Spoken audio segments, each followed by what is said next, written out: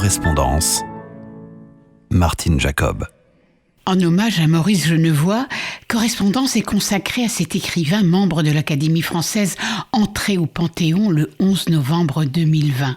Alors je vous propose aujourd'hui un extrait de ses carnets de guerre écrits en 1914 et plus particulièrement ceux des 6, 7 et 8 septembre 1914, les jours de la Marne.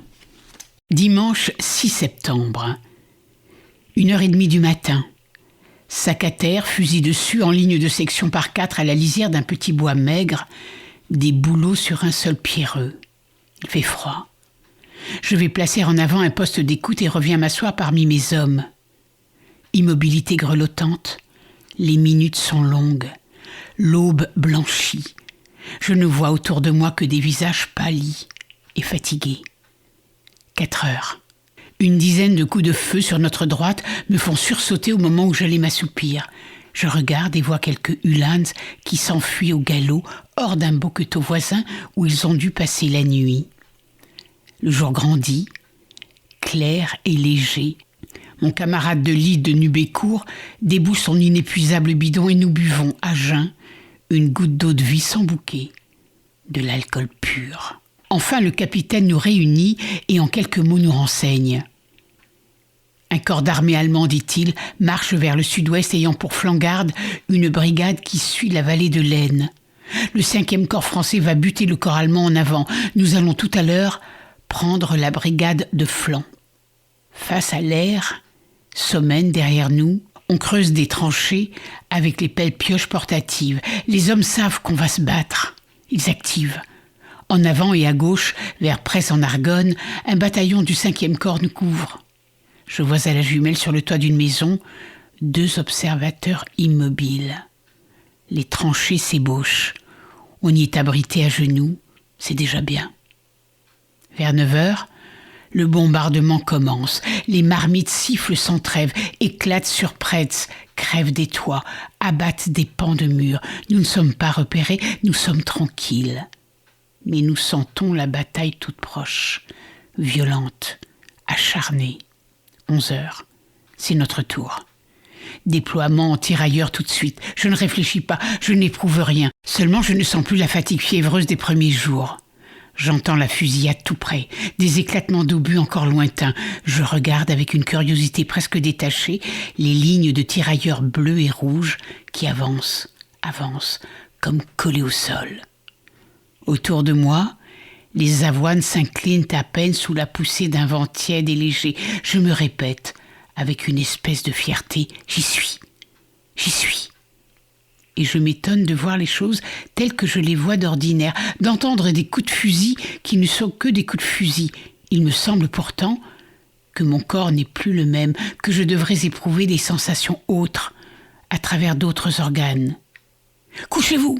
Quelques-uns viennent de chanter au-dessus de nous. Le crépitement de la fusillade couvre leur petite voix aiguë, mais je me rends compte qu'en arrière, leur chanson se prolonge, en s'effilant, très loin. Nous commençons à progresser. Ça marche, vraiment, d'une façon admirable, avec la même régularité, la même aisance qu'au champ de manœuvre. Et peu à peu, monte en moi une excitation qui m'enlève à moi-même. Je me sens vivre dans tous ces hommes qu'un geste de moi pousse en avant face aux balles qui volent vers nous, cherchant les poitrines, les fronts, la chair vivante. On se couche, on se lève d'un saut, on court. Nous sommes en plein sous le feu. Les balles ne chantent plus, elles passent raides, avec un sifflement bref et colère. Elles ne s'amusent plus, elles travaillent. Clac, clac. En voici 2 qui viennent de taper à ma gauche, sèchement. Ce bruit me surprend et m'émeut. Elle semble moins dangereuse et mauvaise lorsqu'elle siffle. Clac. Des cailloux jaillissent, des mottes de terre sèche, des flocons de poussière. Nous sommes vus et visés. En avant, je cours le premier cherchant le pli de terrain, le talus, le fossé où abriter mes hommes, après le bond ou simplement la lisière de champs qui les fera moins visibles aux boches. Un geste du bras droit déclenche la ligne par moitié. J'entends le martèlement des pas, le froissement des épis que fauche leur course. Pendant qu'ils courent, les camarades restés sur la ligne tirent rapidement, sans fièvre. Et puis, lorsque je lève mon képi, À leur tour, ils partent et galopent, tandis qu'autour de moi, les labels crachent leurs magasins. Un cri étouffé à ma gauche. J'ai le temps de voir l'homme renversé sur le dos, lancer 2 fois ses jambes en avant. Une seconde, tout son corps se raidit, puis une détente, et ce n'est plus qu'une chose inerte, de la chair morte que le soleil décomposera demain. En avant. L'immobilité nous coûterait plus de morts que l'assaut. En avant. Les hommes tombent nombreux, arrêtés net en plein élan, les uns jetés à terre de toute leur masse, sans un mot, les autres portant les mains en réflexe à la place touchée. Ils disent « ça y est » ou « j'y suis ». Souvent un seul mot, bien français. Presque tous, même ceux dont la blessure est légère, pâlissent et changent de visage. Il me semble qu'une seule pensée vit en eux. S'en aller vite, n'importe où, pourvu que les balles ne sifflent plus. Presque tous aussi me font l'effet d'enfants. Des enfants qu'on voudrait consoler, protéger. J'ai envie de leur crier à ceux de là-bas « Ne les touchez pas, vous n'en avez plus le droit, ils ne sont plus des soldats !» Et je parle à ceux qui passent « Allons, mon vieux, du courage !» À 30 mètres de toi, tu vois derrière cette petite crête, il n'y a plus de danger. Oui, ton pied te fait mal, il enfle, je sais bien, mais on te soignera tout à l'heure, n'aie pas peur. L'homme, un caporal, s'éloigne à 4 pattes, s'arrête, se retourne avec des yeux de bête traquée et reprend sa marche de crabe, gauche et tourmentée. Enfin, je les vois, oh, à peine. Ils se dissimulent derrière des gerbes qu'ils poussent devant eux, mais à présent je sais où ils sont, et les balles qu'on tirera autour de moi trouveront leur but.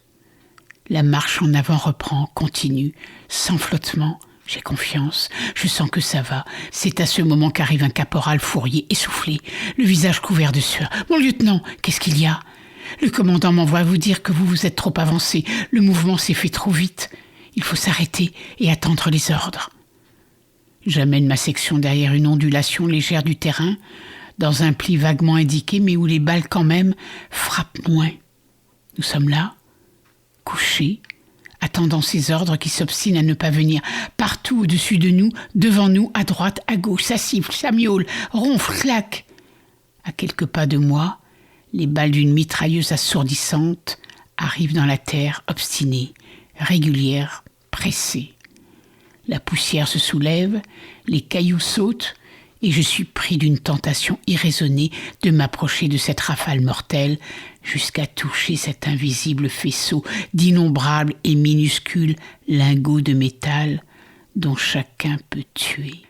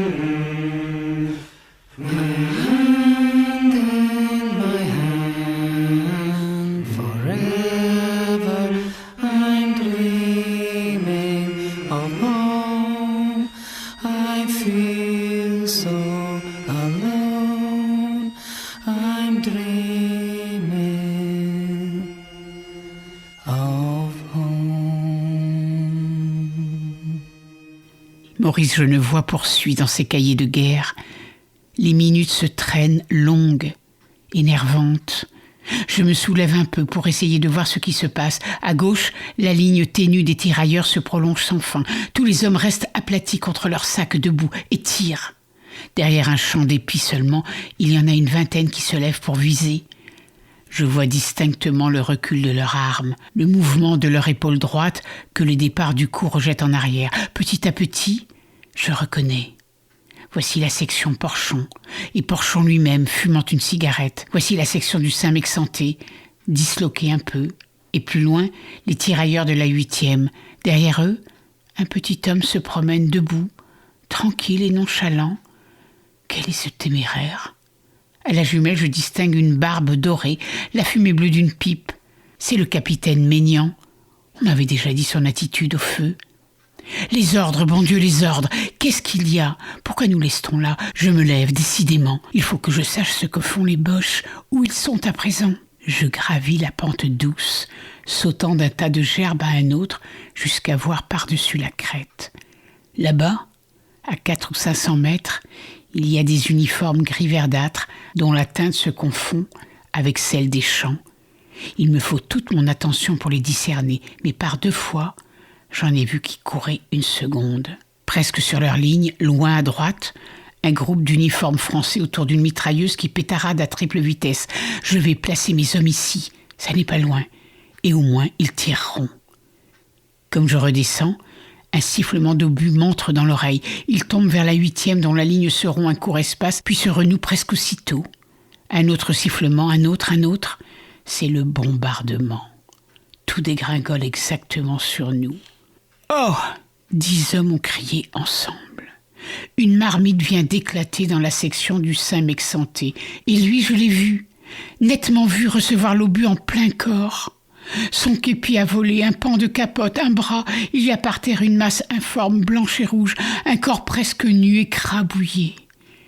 Les hommes sans chef s'éparpillent. Mais il me semble, est-ce que notre gauche ne se replie pas ? Cela gagne vers nous, très vite. Je vois des soldats qui courent vers Sommène, sous les obus. Chaque marmite, en tombant, fait un grand vide autour d'elle, dispersant les hommes comme on disperse en soufflant la poussière. La 8e maintenant. Si Maignan était là, il la ramènerait. Il m'a semblé tout à l'heure que je le voyais porter une main à son visage. La section Boisdin suit et lâche. Personne non plus pour la maintenir.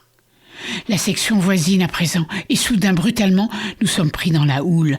Voici des visages inconnus, des hommes d'autres compagnies qui se mêlent aux nôtres et les affolent. Un grand capitaine maigre, celui de la 5e, me crie que le commandant a donné l'ordre de battre en retraite, que nous n'avons pas été soutenus à temps, que nous sommes seuls et perdus si nous restons. C'est l'abandon de la partie. De toutes mes forces, j'essaye de maintenir l'ordre et le calme. Je marche les bras étendus, répétant « Ne courez pas, suivez-moi !» Et je cherche les défilements pour épargner le plus d'hommes possible. J'en ai un qui reçoit une balle derrière le crâne. Au moment où il va franchir une clôture en fil de fer, il tombe sur le fil et reste là, cassé en 2, les pieds à terre, la tête et les bras pendant de l'autre côté. Les obus nous suivent, marmites et shrapnels. 3 fois, je me suis trouvé en pleine gerbe d'un shrapnel, les balles de plomb criblant la terre autour de moi, fêlant des têtes, trouant des pieds ou crevant des gamelles. On va, dans le vacarme et la fumée, apercevant de temps en temps, par une trouée, le village, la rivière sous les arbres, et toujours par centaines, les obus nous accompagnent. Je me souviens que je suis passé à côté d'un de mes sergents que 2 hommes portaient sur leurs fusils. Il m'a montré sa chemise déchiquetée, toute rouge, et son flanc lacéré par un éclat d'obus. Les côtes apparaissaient dans la chair à vif. Je marche, épuisé maintenant et trébuchant. Je bois d'une longue gorgée un peu d'eau restée au fond de mon bidon. On n'a rien mangé depuis la veille. Quand nous arrivons au ruisseau, les hommes se ruent vers la berge et goulûment se mettent à boire, accroupis vers l'eau bourbeuse et lapant comme des chiens. Il doit être 7 heures. Le soleil décline dans un rayonnement d'or fauve. Le ciel sur nos têtes est d'une émeraude transparente et pâle. La terre devient noire, les couleurs s'éteignent, nous quittons Sommène, c'est la nuit. Des ombres de traînards en longue théorie. Nous nous arrêtons près de Rambercourt. Alors je m'allonge sur la terre nue, appelant le sommeil, et dans le temps qu'il m'est à venir, j'entends le roulement sur les routes des voitures pleines de blessés. Et là-bas, dans Sommen, les chocs sourds des crosses dans les portes et les hurlements avinés des Allemands qui font ripaille.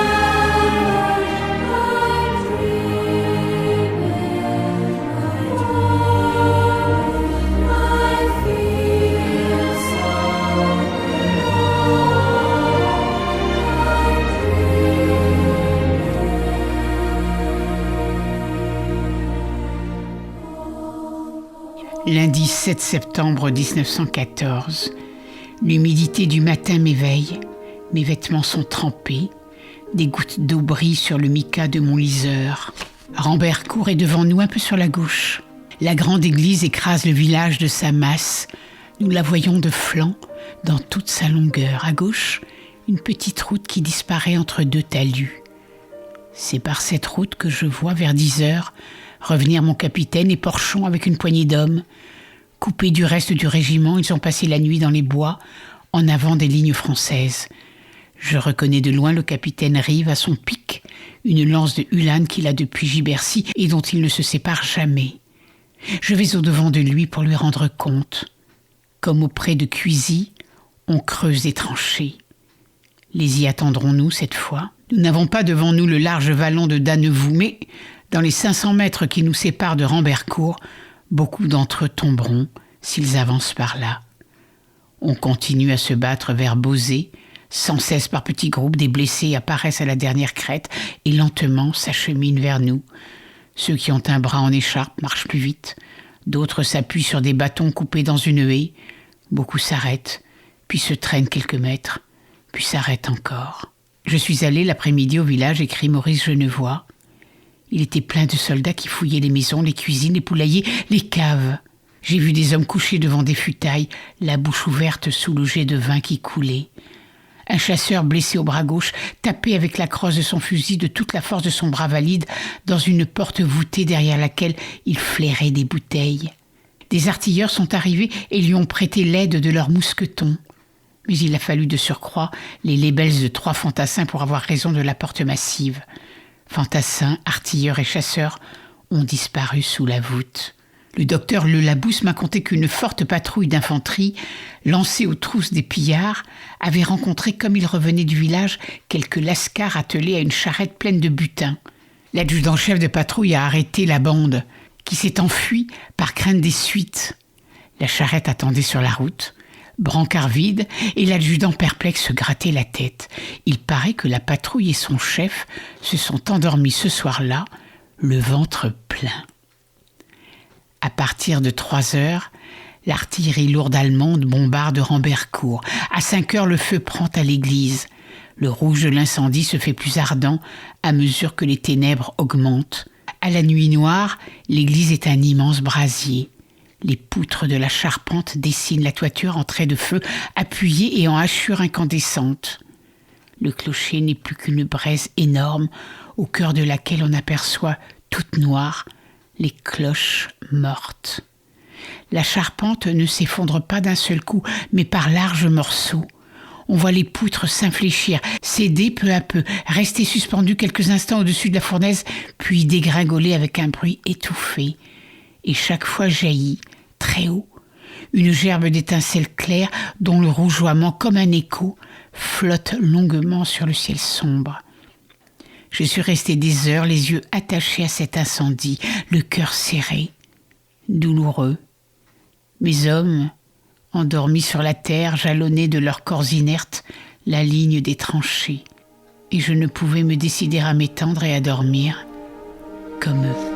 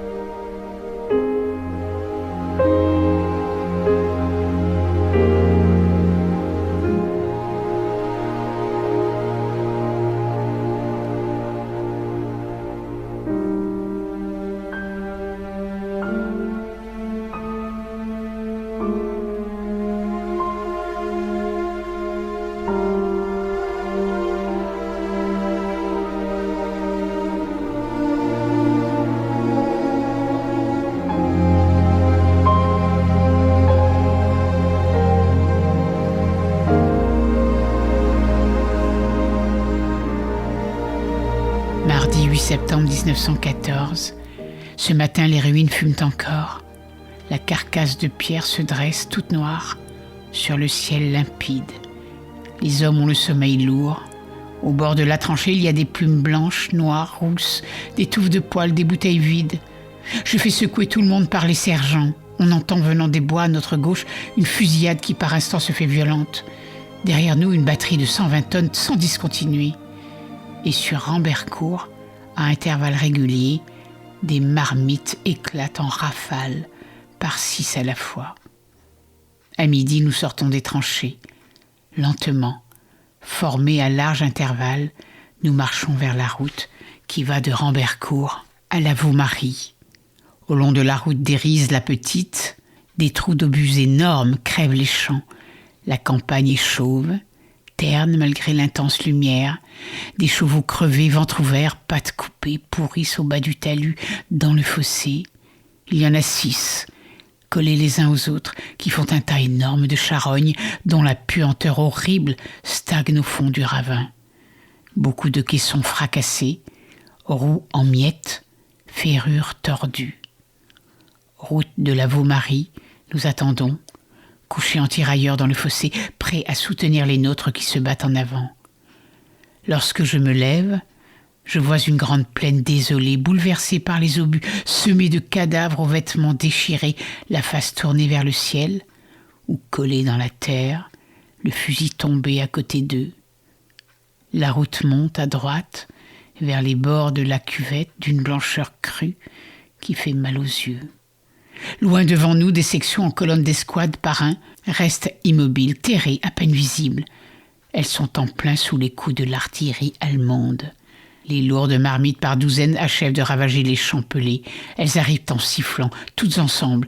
Elles approchent, elles vont tomber sur nous. Et les corps se recroquevillent, les dos s'arrondissent, les têtes disparaissent sous les sacs. Tous les muscles se contractent dans l'attente angoissée des explosions instantanément évoquées, du vol ronflant des énormes frelons d'acier. Mais je vois, tandis que le sifflement grandit encore vers nous, des panaches de fumée noire s'échevelaient à la crête. Presque aussitôt, le fracas des éclatements nous assourdit.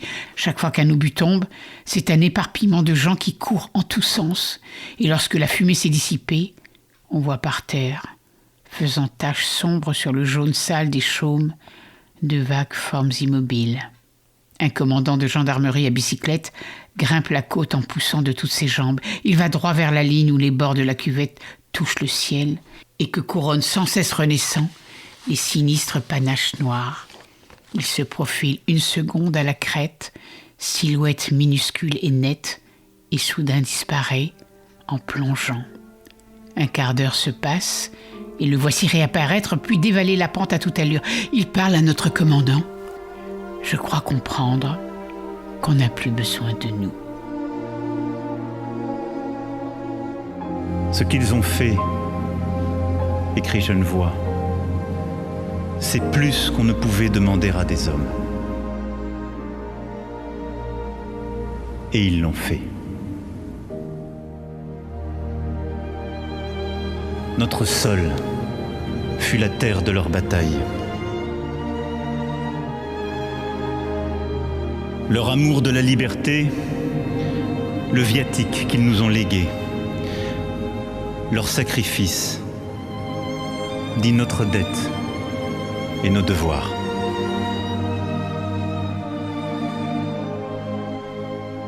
Il y avait moi parmi vous, leur écrivit Genevoix. Il y avait nous parmi eux, déjà.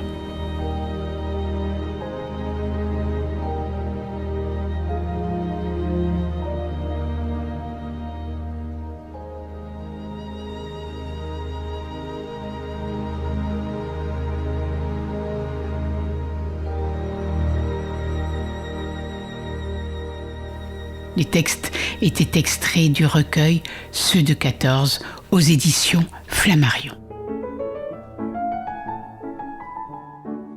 C'était Correspondance.